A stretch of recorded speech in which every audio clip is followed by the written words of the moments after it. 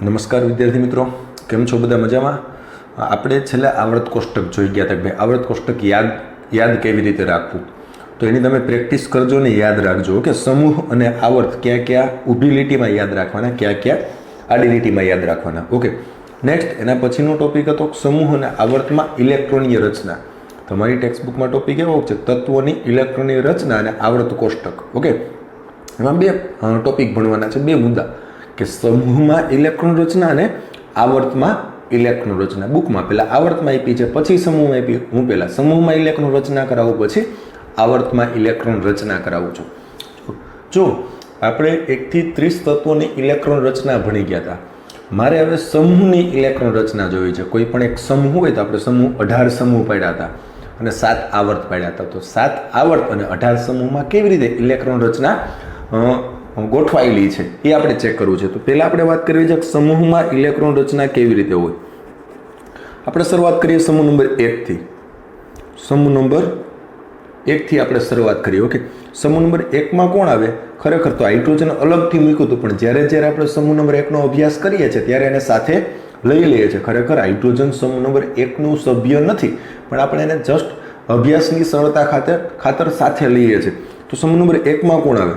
તો કે હાઇડ્રોજન, પછી એની નીચે લિથિયમ, એની નીચે સોડિયમ, એની નીચે પોટેશિયમ, એની નીચે રૂબિડિયમ, એની નીચે સીઝિયમ, એની નીચે ફ્રાન્સિયમ. ઓકે, આનો આવર્ત નંબર લ્યો તો આ સમૂહ ક્રમાંક અહીં લખો છો. મારે આવર્ત નંબર લેવો હોય, આવર્ત ક્રમાંક, તો આ આવર્ત ક્રમાંક 1 હતો, આ 2, આ 3, 4, 5, 6 અને 7. આપણે 7 આવર્તમાં વર્ગીકૃત કર્યા હતા. ઓકે, આટલી વાત તો આપણે જોઈ ગયા હતા કે hydrogen, lithium, sodium, potassium, rubidium, caesium અને ફ્રાન્સિયમ આ સમૂહ નંબર 1 ના તત્વો છે. હેલિન અને કિરબસે ફરિયાદ, આવું જોઈ ગયા હતા. હવે આની ઇલેક્ટ્રોન રચના જોઈએ. તો હાઇડ્રોજનની ઇલેક્ટ્રોન રચના શું? અહીં નીચે લખું છું 1s1. હાઇડ્રોજનની ઇલેક્ટ્રોન રચના 1s1. લિથિયમની 1s2 2s1 તમારી પાસે ઓલરેડી લખેલી છે. લિથિયમની 1s2 2s1 અથવા શોર્ટકટમાં લખો તો શું થશે? આગળનું નિષ્ક્રિય તત્વ હિલિયમ 2s1. અહીંયા સોડિયમની શું થાય? આખી રચના લખવી તો 1s2 2s2 2p6 3s1 તમારી પાસે લખેલી છે. એ બુક તમે સામે રાખજો એટલે ખ્યાલ આવશે. અથવા નિયોન 3s1 શોર્ટકટ રીત પણ તમને શીખવી હતી, નિયોન 3s1. ઓકે, એના પછી પોટેશિયમ આખી રચના 1s2 2s2 2p6 3s2 3p6 4s1 અથવા આર્ગોન, એની ઉપરનું નિષ્ક્રિય તત્વ કયું? Argon 4s1. ઓકે, એના પછી રૂબિડિયમ તો એ આપણે શીખા નથી. આપણે તો 1 થી 30 તત્વો સુધી જ ભણ્યા હતા. રૂબિડિયમ, સીઝિયમ, ફ્રાન્સિયમ આપણે ખબર નથી. ભલે ખબર ન હોય પણ હવે ખબર પડી જશે. જો કેવી રીતે. હવે તમે અંદરનું નિષ્ક્રિય તત્વ ભૂલી જાવ, એ પછીની વસ્તુ છે કે ભાઈ હાઇડ્રોજનની શું આવી? 1s1. આની એની નીચેના તત્વની 2s1, એની નીચેના તત્વની 3s1, એની નીચેના તત્વની 4s1. તો હવે વિચારો જોઈએ એની નીચેના તત્વની શું આવે? વિચારો જોઈએ. હું આવું કહું છું, આની 1s1, એની નીચે 2s1, એની નીચે 3s1, એની નીચે 4s1. તો એની નીચે શું આવવું જોઈએ? શું આવવું જોઈએ? યસ, 5s1, એની નીચે 6s1, એની નીચે 7s1. બસ આ જ કરવાનું છે. તો આની શું આવશે? ભાઈ અહીંયા 4s1 હતું તો અહીંયા શું આવશે? 5s1, અહીંયા 6s1, અહીંયા 7s1. હવે આગળનું નિષ્ક્રિય તત્વ કેવી રીતે મૂકવું? તો આપણે એવી વાત થઈ હતી કે ભાઈ કોઈ પણ તત્વની શોર્ટકટ ઇલેક્ટ્રોન રચના લખતા હોય ત્યારે એની ઉપરનું નિષ્ક્રિય તત્વનો યુઝ કરવો. દાખલા તરીકે હાઇડ્રોજન છે પહેલો આવર્ત, એની આગળ તો કોઈ નિષ્ક્રિય તત્વ છે જ નહીં, તો પહેલું તત્વ છે. બીજું એના પછી એનું તત્વ લિથિયમ, તો લિથિયમની ઉપરનું નિષ્ક્રિય તત્વ કયું? તો કે હિલિયમ. એ જોવું હોય તો કેવી રીતે જોઈ શકાય? તો કે એની આજે કંઈ જે આવર્ત હોય, આ બીજા આવર્તનું સભ્ય છે. લિથિયમ બીજા આવર્તનું સભ્ય છે. એની ઉપરની હરોળ મતલબ પેલો આવર્ત, એનું છેલ્લું સભ્ય. જો તમે આવર્ત કોષ્ટક સામે રાખો ખ્યાલ આવશે. ટેક્સ્ટ બુકમાં આવર્ત કોષ્ટક સામે રાખો, આવર્ત કોષ્ટક સામે રાખો. હું તમને લિથિયમની વાત કરું છું. ઓકે, લિથિયમની શોર્ટકટ જો કે અહીંયા તો નિષ્ક્રિય તત્વો લખ્યા જ નથી. અહીંયા તો જો શું લખી છે, અહીંયા હાઇડ્રોજન વિચારો તો 1s1 2s1 3s1 4s1 5s1 6s1 7s1. આગળ નિષ્ક્રિય તત્વ લખ્યો નથી. પણ હું તમને એક વખત આ સમજાવી દઉં છું, પછી આપણે નિષ્ક્રિય તત્વ નહીં લખીએ એની જરૂર નથી. પણ તમને ખ્યાલ હોવો જોઈએ કે તમારા દાખલા તરીકે આ લિથિયમ છે, લિથિયમ એનું ઇલેક્ટ્રોન રચના લખવી છે તો એની શોર્ટકટ ઇલેક્ટ્રોન રચનામાં કયો નિષ્ક્રિય તત્વ થાય? તો કે ભાઈ આ જે કાંઈ લિથિયમ છે, લિથિયમ અહીંયા છે, એની ઉપરની હરોળ, એની ઉપરની હરોળ મતલબ આ રોડ થાય, મારી રેડ પેન જ્યાં છે એની ઉપરની જે રોડ થાય ને, આ લિથિયમની ઉપરની હરોળ જ્યાં રેડ પેન છે, ઉપરની હરોળનું છેલ્લું તત્વ કોણ આવે? જો તો આ ઉપરની હરોળનું છેલ્લું તત્વ કોણ આવે? હિલિયમ. તો આપણે અહીંયા શું યુઝ કર્યું? Helium 2s1. આની તમે તમારી પાસે 1 થી 30 ની લખેલી છે, ન્યાય જોઈ લો તમે. આની લખી છે હિલિયમ 2s1, આની હિલિયમ 2s2, આની helium 2s2 2p1, helium 2s2 2p2, helium 2s2 2p3, helium 2s2 2p4, helium 2s2 2p5 અને 2s2 2p6. છેલ્લું તો નિષ્ક્રિય છે એની આખી લખવાની 1s2 2s2 2p6. ઓકે, અહીંયા સુધી યુઝ કરવાનું હિલિયમ. તો આ આખી હરોળ, આ બીજી હરોળ છે, બીજી હરોળ આવર્ત નંબર 2, એમાં નિષ્ક્રિય તત્વ કયું થાય યુઝ? તો એની ઉપરની હરોળનું છેલ્લું તત્વ મતલબ હિલિયમ. ઓકે, હવે આવર્ત નંબર 3 ઉપર આવી, સોડિયમ વાળી લાઈન. સોડિયમમાં નિષ્ક્રિય તત્વ કયું યુઝ થાય? તો નિયમ એનો છે, આ સોડિયમનું લખવું છે એની ઉપરની હરોળ કઈ? તો કે આવર્ત નંબર 2 મારી રેડ પેન છે ત્યાં, એ હરોળનું છેલ્લું તત્વ કયું ગણવું જોઈએ? આ હરોળનું છેલ્લું તત્વ કયું આવશે? નિયોન. તો આપણે સોડિયમમાં શું લખ્યું? Neon 3s1. સોડિયમમાં શું લખ્યું આપણે? જો નિયોન 3s1. ઓકે, હવે આખી હરોળમાં નિયોન જ યુઝ થશે. તમે 1 થી 30 ની લખી હતી, અહીંયા જોઈ લેજો. આનું લખ્યું હતું neon 3s1, neon 3s2, neon 3s2 3p1, neon 3s2 3p2, neon 3s2 3p5. આર્ગોનની આખી લખવાની. પછી વાત આવે પોટેશિયમ. તો પોટેશિયમ માટે નિષ્ક્રિય તત્વ કયું યુઝ થાય? તો કે એની ઉપરની હરોળનું છેલ્લું તત્વ. પોટેશિયમની લાઈન આ છે, એની ઉપરની લાઈન કઈ? આ ઉપરની હરોળ અથવા તો ઉપરનો આવર્ત અથવા ઉપરની લાઈન આ થશે. આ લાઈનનું છેલ્લું તત્વ કયું? સોડિયમ વાળી લાઈનનું છેલ્લું તત્વ કયું? આર્ગોન. તો અહીંયા આર્ગોન 4s1, આર્ગોન 4s2. આપણે જો અહીંયા 21 થી 30 સુધી અહીં જોઈ ગયા તો દર વખતે આર્ગોન યુઝ કર્યો હતો. શું કામ? તો કે આ ત્રીજી હરોળ છે એની ઉપરની હરોળનું છેલ્લું તત્વ કયું છે? એનો યુઝ થાય. આ નિયમ છે.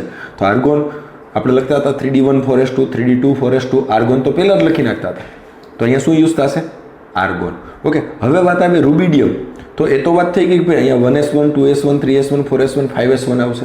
આગળનું નિષ્ક્રિય તત્વ અહીં લખ્યું નથી. લખવું હોય તો કયું લખાય? તો કે ભાઈ આ લાઈન છે એની ઉપરની લાઈનનું છેલ્લું તત્વ. આ લાઈનની દરેક વખતે અહીંયા જે કંઈ કર્યું ઉપર આપણે દરેક વખતે શું કરીએ? એની ઉપરની લાઈનનું છેલ્લું તત્વ, એની ઉપરની લાઈનનું છેલ્લું તત્વ. તો રૂબિડિયમ લખવું હોય, એમાં નિષ્ક્રિય તત્વ લખવું હોય તેની ઉપરની લાઈન મતલબ આ એનું છેલ્લું તત્વ કયું છે? ચેક કરો. Krypton Kr. તો અહીંયા શું લખશું? Krypton 5s1. ઓકે, અહીંયા શું લખશું? નિષ્ક્રિય તત્વ કયું આવશે? Krypton 5s1. પછી તો આખી લાઈનમાં ક્રિપ્ટોન જ રહેશે ને. આ આખી લાઈનમાં શું યુઝ થાય? કેમ અહીંયા આખી લાઈનમાં આર્ગોન જ યુઝ કર્યું? Okay, argon 4s1, argon 4s2, argon 3d1 4s2, argon 3d2 4s2. જો બધામાં આર્ગોન કોમન થયું કારણ કે આખી લાઈન છે એની ઉપરની લાઈનનું છેલ્લું તત્વ આર્ગોન છે. તો હવે આનું તમે અહીંયા ક્રિપ્ટોન યુઝ કર્યું તો આખી લાઈનમાં બધી જગ્યાએ શું યુઝ થશે? ક્રિપ્ટોન. અહીંયા જે ઇલેક્ટ્રોન રચના તમને ટેક્સ્ટ બુકમાં લખેલી આપી છે એની આગળ તમારે ક્રિપ્ટોન મૂકી દેવાનું, કેપિટલ બ્રેકેટ કરીને. શું કરવાનું? ક્રિપ્ટોન. કારણ કે એની ઉપરની લાઈનનું છેલ્લું તત્વ કોણ છે? ક્રિપ્ટોન. તો રૂબિડિયમ માટે ક્રિપ્ટોન યુઝ થાય. વાત આવે સીઝિયમ.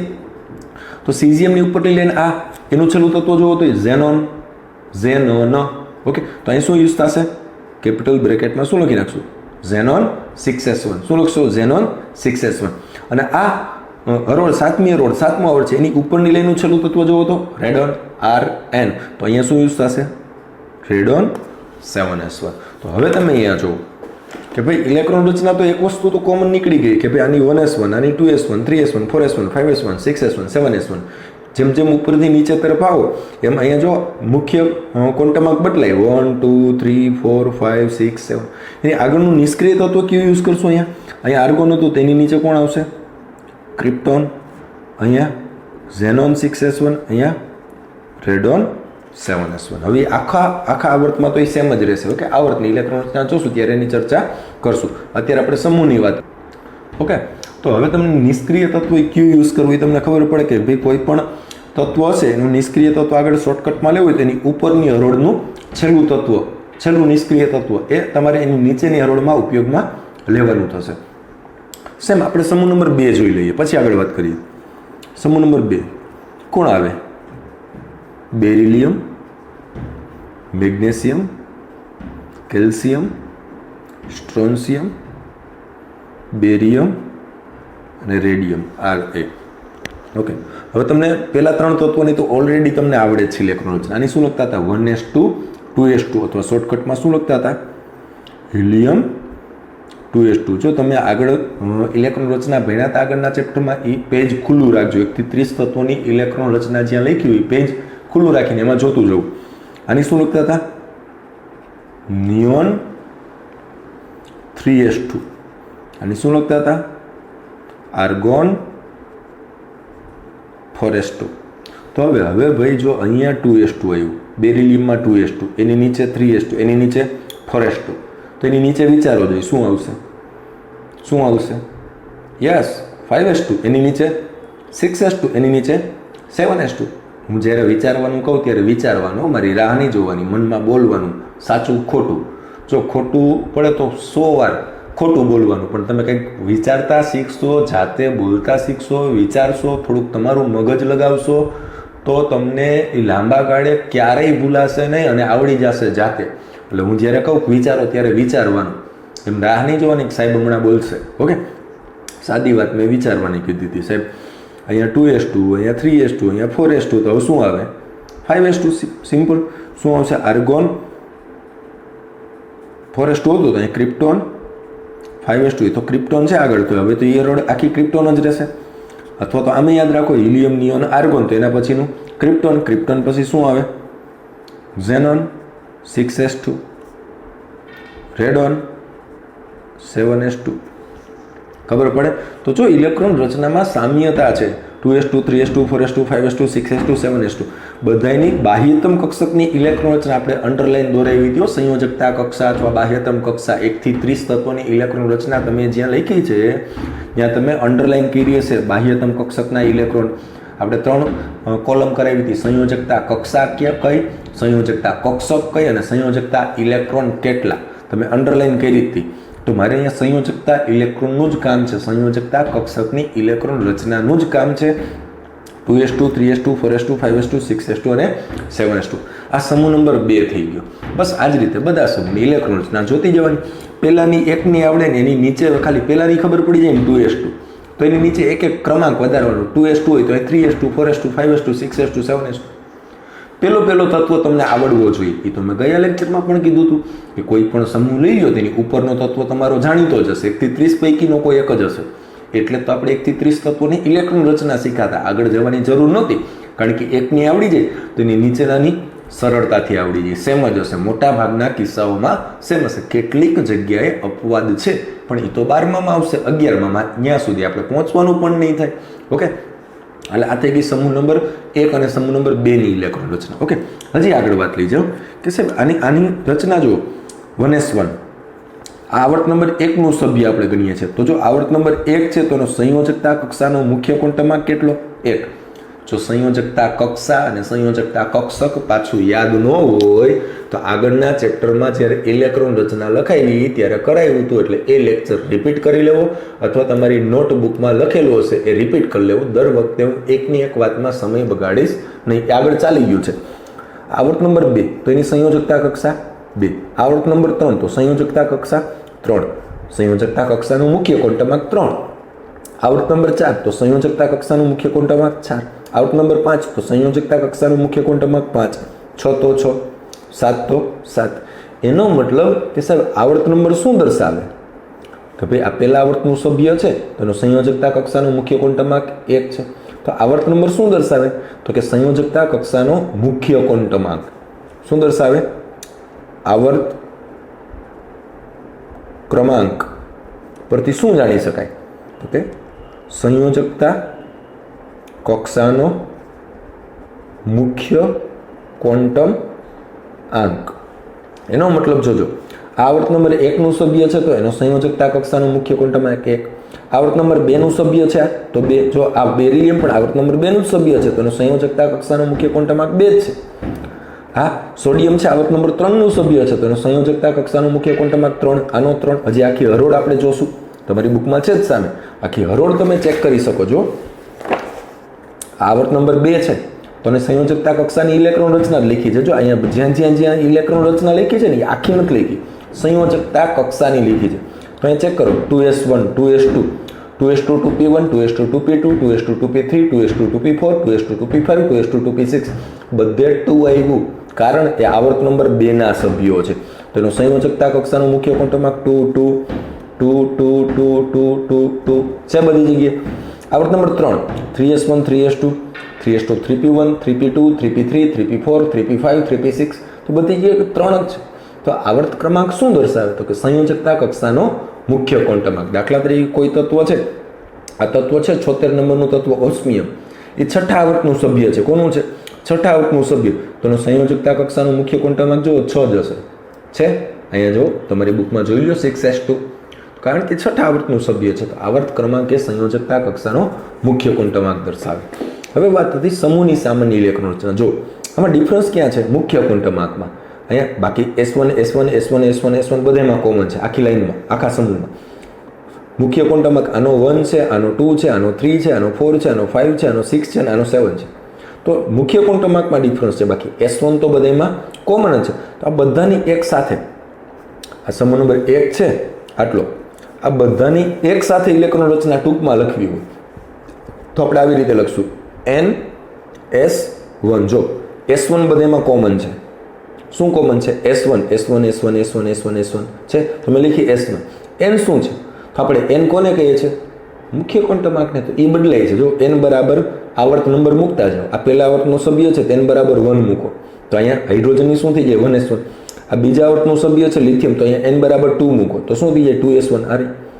આ ત્રીજા આવર્તનો સભ્ય છે સોડિયમ, ત્રીજા આવર્તનો સભ્ય છે, તો N બરાબર 3 મૂકો મુખ્ય ક્વોન્ટમમાં, કારણ કે આવર્તનો નંબર એ શું દર્શાવે? સંયોજકતા કક્ષાનો મુખ્ય ક્વોન્ટમ અંક. આવર્ત ક્રમાંક શું દર્શાવે? સંયોજકતા કક્ષાનો મુખ્ય ક્વોન્ટમ અંક. તો અહીંયા N જ મૂકવાનો. આવર્ત ક્રમ 3 છે તો અહીંયા 3 મૂકો તો 3s1, અહીંયા 4 મૂકો તો 4s1, અહીંયા 5 મૂકો તો 5s1, અહીંયા 6 મૂકો તો 6s1, અહીંયા 7 મૂકો તો 7s1. તો આની જનરલ ઇલેક્ટ્રોન રચના શું થઈ ગઈ? NS1. તો હવે વિચારો જોઈએ, તમારે જવાબ આપવાનો છે. આની 2s2 3s2 4s2 5s2 6s2 7s2 બધામાં કોમન શું છે? S2. બીજા સમૂહમાં શું કોમન છે? S2. ઓકે, તો મેં જેમ આની NS1 બનાવી એમ મારે આની બનાવી છે. બનાવો, ચાલો. શું લખશો? આની જેમ NS1 આવી એમ આની શું આવશે? વિચારો જોઈએ. યસ, શું આવશે? NS2. ઓકે, તો શું થશે? NS2. તો આ સમૂહ નંબર 2 ની સામાન્ય ઇલેક્ટ્રોન રચના જો આ આવર્ત નંબર 2 નો સભ્ય છે, આવર્ત નંબર 2 નો સભ્ય છે, તેની શું થઈ ગઈ? 2 N બરાબર મૂકો, 2 2 નો સભ્ય છે, 2 મૂકો અહીંયા 2s2. આવર્ત નંબર 3 નું સભ્ય છે તો અહીં 3 મૂકો તો 3s2. આવર્ત નંબર 4 નું સભ્ય છે તો 4s2 5s2 6s2 7s2. તો બધાની કોમન લખવી તો શું થઈ જાય? NS2. અને એટલી બધી જરૂર નહીં પડે, પણ એકવાર આપી છે તો આપણે જોઈ લઈએ. તો આ સમૂહ નંબર 1 અને સમૂહ નંબર 2 ની ઇલેક્ટ્રોન રચના તમે આ રીતે લખી શકો. સેમ એના પછી આગળ જઈએ તો સમૂહ નંબર 3 થી 12 આની ક્યાંય જરૂર પડવાની નથી, આપણે એની ચર્ચા નહીં કરીએ. 3 થી 12 ની આ રીતે સમૂહમાં, કારણ કે એને સમૂહમાં યાદ જ નથી રાખ્યા. 3 થી 12 માં તો જો તો આપણે આ રીતે આડા યાદ રાખ્યા હતા. ST વડોદરા કોર્પોરેશનમાં ફેકોની કુછ એને ઊભા યાદ રાખ્યા નથી. આપણે એની એ રીતે ઇલેક્ટ્રોન રચનાની જરૂર પણ પડવાની નથી. સમૂહ નંબર 13 કોણ આવે? સમૂહ number 13 boron, aluminium, gallium, indium, thallium. આવું જ આવશે ને? બેંગન, આલુ, ગાજર, ઇન્થેલ. લખો છો ઇલેક્ટ્રોન રચના શું થશે આની? તો કે ભાઈ આની હિલિયમ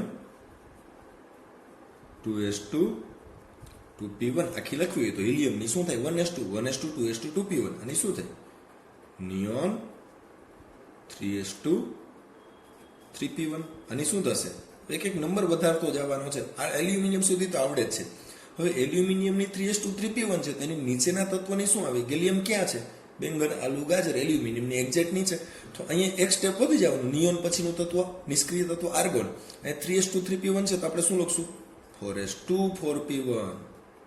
ઓકે, હું તમને પૂછું ઇન્ડિયમની લખો તો ઇન્ડિયમનું સ્થાન તમને આવર્ત કોષ્ટકમાં ખબર હોય છે. ભાઈ બોરોન વાળી લાઈનમાં આવે. બેંગન, આલુ, ગાજર, ઇન્થેલા. આ રીતે યાદ રખાય. સમૂહ નંબર 13 નું સભ્ય છે તો ગેલિયમની નીચે આવે. ઓકે, તો ગેલિયમની શું છે? આર્ગોન. તો અહીંયા શું આવશે? ક્રિપ્ટોન. અહીંયા 4s2 4p1 તો અહીંયા શું આવશે? 5s2 5p1. Xenon 6s2 6p1. સમૂહ નંબર 13 ની થઈ ગઈ. તો હવે આની શું થઈ ગઈ? 2s2 2p1 3s2 3p1 4s2 4p1 5s2 5p1 6s2 6p1. તો S2p1 S2p1 S2p1 S2p1 S2p1 બધામાં કોમન છે. ડિફરન્સ ક્યાં છે? 2 3 4 5 6. તો અહીંયા એમ મૂકી દેવાનું. તો અહીંયા જેમ NS1 ને NS2 લખતા તેમ સમ નંબર 13 માટે શું લખી શકાય? NS2 NP1. ચેક કરો, NS2 બધામાં કોમન છે, 2s2 3s2 4s2 5s2 6s2 NS2. NP1 2p1 3p1 4p1 5p1 6p1. તો સમ નંબર 13 ની સામાન્ય ઇલેક્ટ્રોન રચના થઈ ગઈ. સેમ સમ નંબર 14 લખો. કોણ આવશે સમ નંબર 14 માં? કાર્બન, સિલિકોન, જર્મેનિયમ, ટીન અને લેડ. કહે સીતાજી સુનો પ્રભુ. ઓકે, હવે વિચારો, કાર્બનની એકની આવડે ને ખાલી પેલા તત્વની આવડે તો બધાની આવડે. તો કાર્બનની શું થાય કે હિલિયમ 2s2 2p2. હવે તમારે બસ એની નીચે આ ફિગરમાં મુખ્ય ક્વોન્ટમાર્કમાં ચેન્જ કરો. બાકી બધાની અહીંયા કેમ 2s2 2p1 જ આવી. જો બધાની s2p1 s2p1 s2p1 s2p1 તો બધાની શું આવશે? s2p2 s2p2 s2p2. બસ મુખ્ય ક્વોન્ટમાર્ક બદલાવતો જાઓ. નિષ્ક્રિય તત્વ એક એક નંબર આગળ જતો જાઓ. અહીં હિલિયમ યુઝ કર્યો હતો તો નીચે શું આવે? નિયોન. અહીંયા 2s2 2p છે, 2p2 છે, તો અહીંયા શું આવશે? 3s2 3p2 neon. પછી કોણ આવશે? Argon 4s2 4p2. પછી કોણ આવશે? Krypton 5s2 5p2. પછી કોણ આવશે? Xenon 6s2 6p2. તો આની જનરલ ઇલેક્ટ્રોન રચના હવે આટલી આવડે. હવે તો તમને ટ્રીક સમજવામાં આવી જોઈએ. ભાઈ એકને એક જ વાત થશે. પહેલાની આવડે એની નીચેનામાં મુખ્ય ક્વોન્ટમાર્ક બદલતો જવાનો. 2s2 2p2 હતું તો 3s2 3p2 4s2 4p2 5s2 5p2. Okay, અહીંયા જેમ NS2 NP1 લખીએ આની શું થશે? NS2 NP. ઓકે, તો હવે તમે સમ નંબર 15 16 17 ની જાતે તમે વિચારી શકો. સમ નંબર 15 માં ચેક કરો અહીંયા શું છે. ઓકે, વિડીયોમાં નહીં દેખાય એટલે તમે કદાચ આ નાના અક્ષર છે એટલે બુકમાં જોજો તમારી. ઓકે, 2s2 2p3 એની નીચે જો 3s2 3p3 4s2 4p3 5s2 5p3 6s2 6p3 અહીંયા સુધી જોવાનું છે. એની તો જો આપી નથી કારણ કે હજી એની વિશે સંપૂર્ણ માહિતી હજી બાકી છે. ઓકે, તો અહીંયા શું થશે? જો s2p3 s2p3 s2p3 s2p3 s2p3 થશે. તો એની જનરલ ઇલેક્ટ્રોન રચના લખવી તો આની કેમ NS2 NP2 લખી તો આને શું લખી શકો? NS2 NP3. અહીંયા ચેક કરો 2s2 2p4 એની નીચે 3s2 3p4 નિષ્ક્રિય. તો અહીંયા હિલિયમ યુઝ થાય તો અહીંયા neon, argon, krypton, xenon use થાય. બાકી ઇલેક્ટ્રોન રચના સેમ છે. s2p4 s2p4 s2p4 s2p4 મુખ્ય ક્વોન્ટમાર્ક બદલાવતો જવાનું 2 3 4 5 6. અહીંયા 2s2 2p5 2s2 2p 3s2 3p5 4s2 4p5 5s2 5p5 6s2 6p5 છે. તો બધામાં હવે પેલા તત્વની આવડે એટલે એની નીચેનાની સેમ જ હોય. s2p5 તો s2p5 s2p5 s2p5 s2p5 same જ છે. તો પેલા તત્વની તો આપણે આવડે જ છે. તો જો પેલું તત્વ બધું કયું છે? 1 થી 30 પૈકીના જ કોઈ એક છે જેની ઇલેક્ટ્રોન રચના ઓલરેડી આપણે આવડશે. કોઈ પણ સમૂહના પેલા તત્વની ઇલેક્ટ્રોન રચના આવડે એટલે એની નીચે એવી જોઈએ. પેલા તત્વની આવડે એટલે એની નીચે એવી જોઈએ. અહીંયા કેટલીક જગ્યાએ અપવાદ આવશે જ્યાં હજી આપણે પહોંચ્યા જ નથી એની ચિંતા ન કરતા. કેટલીક જગ્યાએ પેલા તત્વની હોય એના જેવી જ ન હોય, એમાં થોડોક ચેન્જ આવતો હોય ક્યાં. તો એ વાત જોયું જ હશે. એ અત્યારે આપણે અભ્યાસમાં લેવાની નથી. અત્યારે તો આપણે આ પેલા બે અને આ 13 થી 18 આટલાની વાત કરવી. અહીંયા જો બધાની પૂર્ણ ભરાયેલી હશે. આ પેલો અલગથી છે, હિલિયમ અપવાદ છે આમાં 1s2. એની નીચે જો 2s2 2p6 આ પેલો ધ્યાનમાં ન લેતા, એ અપવાદ છે. ઓકે, નિયમમાં એ આવતો નથી. Okay, 2s2 2p6 3s2 3p6 4s2 4p6 5s2 5p6 6s2 6p6 છે. બધાની કોમન, નિયોનથી લઈને રેડોન સુધી. ઓકે, તો આ સમૂહમાં ઇલેક્ટ્રોન રચના બધાની કોમન લખી શકો. આની આપણે NS2 NP2 લખીએ, NS2 NP3 NS2 NP4 NS2 NP5 NS2 NP6. અહીંયાથી હિલિયમ એક અપવાદ છે. એ આ છેક 2 વર્ષ સુધી હિલિયમ અપવાદમાં જ આવશે. ઓકે, બાકીના નિષ્ક્રિય તત્વો નિયોન, આર્ગોન, ક્રિપ્ટોનની ઇલેક્ટ્રોન રચના શું થઈ જાય? NS2 NP6. તો બસ આ સમૂહની ઇલેક્ટ્રોન રચના થઈ ગઈ. ઓકે, ખાસ સમૂહની ઇલેક્ટ્રોન રચનાની આપણે વધુ જરૂર પડવાની છે. આવર્તની ઇલેક્ટ્રોન રચનાની આપણે ક્યાંય જરૂર પડશે નહીં. છતાં એકવાર હવે આવર્તની ઇલેક્ટ્રોન રચના જોઈ લઈએ. ઓકે, જો એ પેલા જ આવર્તમાં જો તો અહીંયા હાઇડ્રોજન અહીં લીખો છે બારોબાર, પણ આપણે થોડી વાર પૂરતો આપણે અહીંયા સમજવા પૂરતો અહીં લેતા. તો એની 1s1 થાય. શું થાય? 1s1. અહીંયા શું થાય? 1s2. તો પેલા આવર્તની રચના શું થઈ? આવર્ત નંબર 1 લઈ લઉં. આવર્ત નંબર 1 આ આવર્ત નંબર લીખો. તો પેલા તત્વની શું છે? 1s1. અને એ જ લાઈનના છેલ્લા તત્વની શું છે? 1s2. આવર્ત નંબર 2 લ્યો. આવર્ત નંબર 2 કોણ આવશે? 2s1. એની બાજુમાં 2s2. અહીં આગળ એ જ આવર્તમાં આગળ જો 2s2 2p1 2s2 2p2 2s2 2p3 2s2 2p4 2s2 2p5 2s2 2p6 તો પહેલાની છેલ્લાની લખો તો શું છે 2s1 થી 2s2 2p6 સુધી શું આવશે 2s1 થી 2s2 2p6 સુધી ત્રીજા આવર્તની લખીએ આપણે જો ત્રીજા આવર્તની 3s1 3s2 3s2 3p1 3s2 3p2 3s2 3p3 3s2 3p4 3s2 3p5 3s2 3p6 તો શું થશે 3s1 થી 3s2 3p6 ચોથા આવર્તની લખીએ શું થશે જો 4s1 4s2 3d1 4s2 3d2 4s2 વાંચી લેજો અહીંયા 4s2 4p1 4s2 4p5 4p2 sorry 4s2 4p3 4s2 4p4 4s2 4p5 4s2 4p6 તો 4s1 થી 4s2 4p6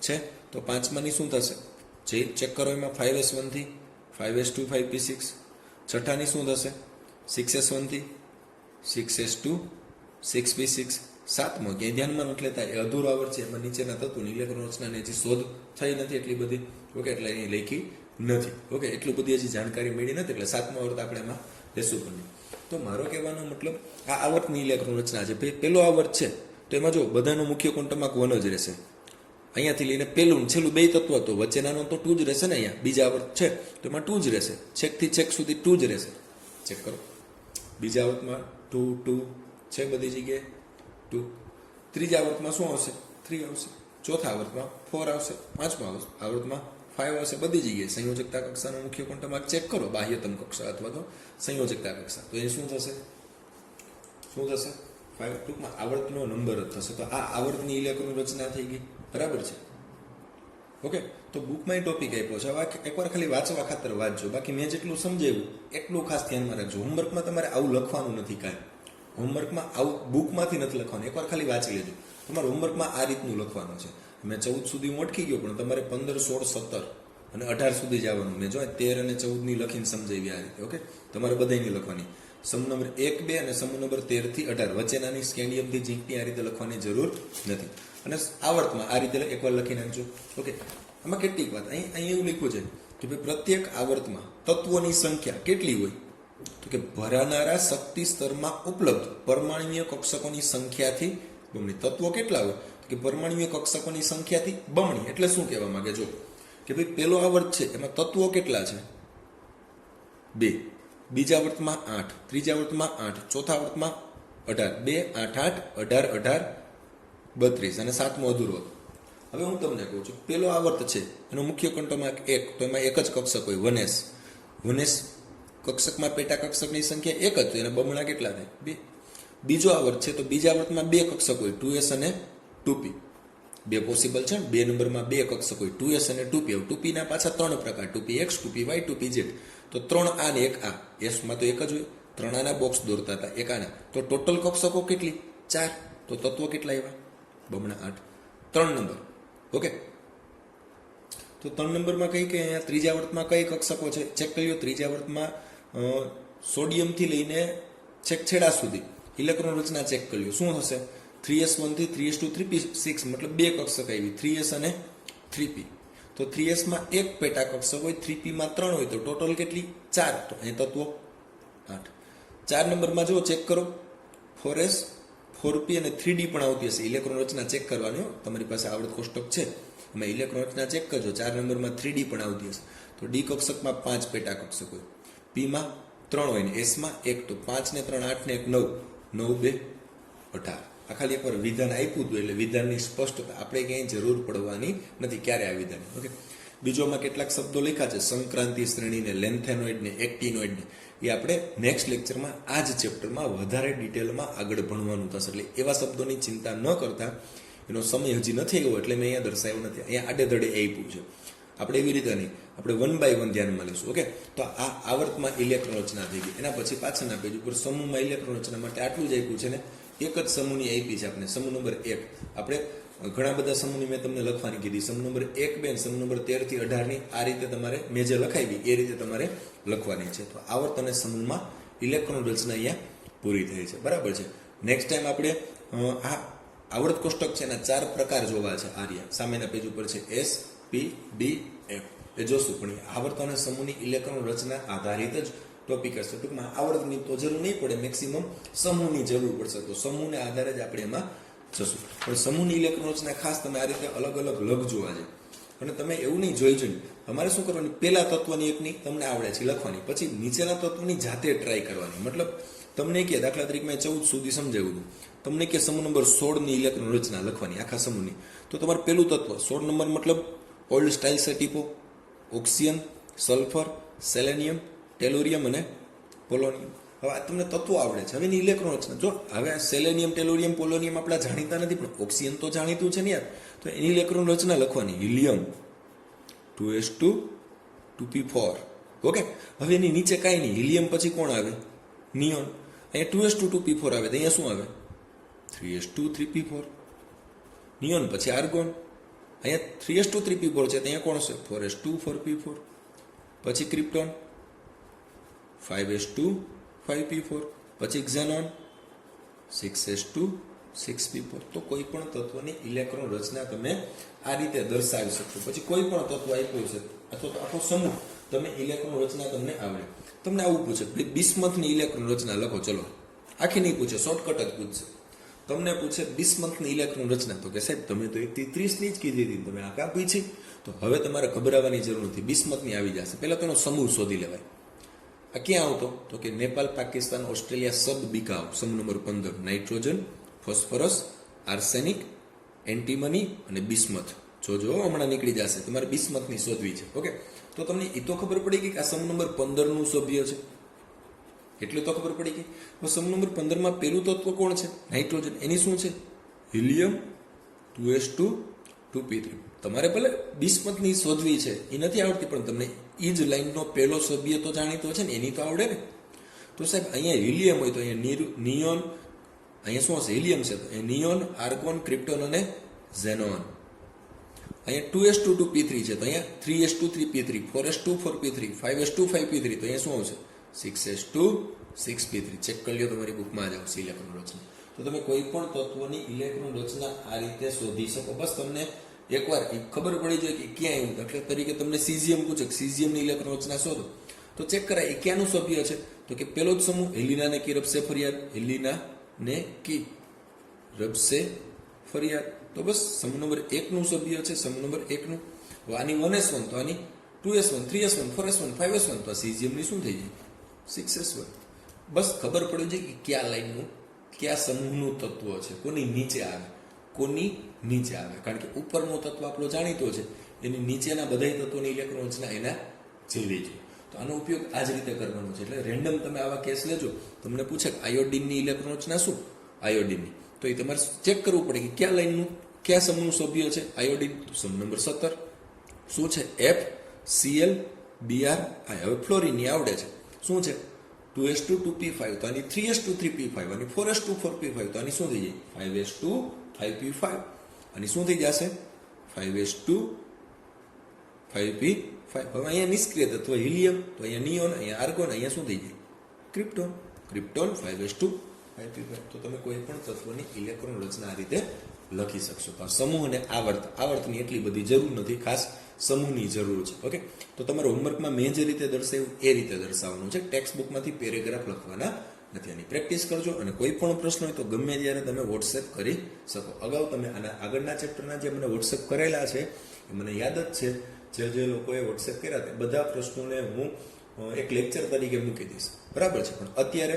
આટલું ફોકસ કરજો નેક્સ્ટ લેક્ચરમાં આગળ આપણે વર્ગીકરણ જોશું SPDF 4 ભાગમાં વર્ગીકૃત કરશું આવર્ત કોષ્ટકમાં પણ ત્યાં સુધી રોજ તમારે આવર્ત કોષ્ટક 2 વાર દોરવાનું આખું મેં ફટાફટ લખતા શીખવું હતું કેવી રીતે લખવું ગયા લેક્ચરમાં એન્ડમાં આ રીતે લખાયું હતું ફટાફટ કઈ રીતે લખવું બસ આ જ રીતે તમારે ફટાફટ 2 વાર લખી નાખવાનું પ્રેક્ટિસ કરવાની એટલે અઠવાડિયાની અંદર તો તમને આવર્ત કોષ્ટક આખું યાદ હશે ચિત્ર આંખો બંધ કરશો એટલે ચિત્ર સામે આવી જશે ઓકે હું કહું છું એમ કરશો એટલે 100% તમે 3 સેકન્ડની અંદર કોઈ પણ તત્વનું એડ્રેસ કાઢી શકશો કે એ તત્વ આખા આવર્ત કોષ્ટકમાં કઈ જગ્યાએ છે પણ તમારે થોડીક પ્રેક્ટિસ કરવી પડશે ઓકે સારું ચલો મળશું નેક્સ્ટ ટાઈમ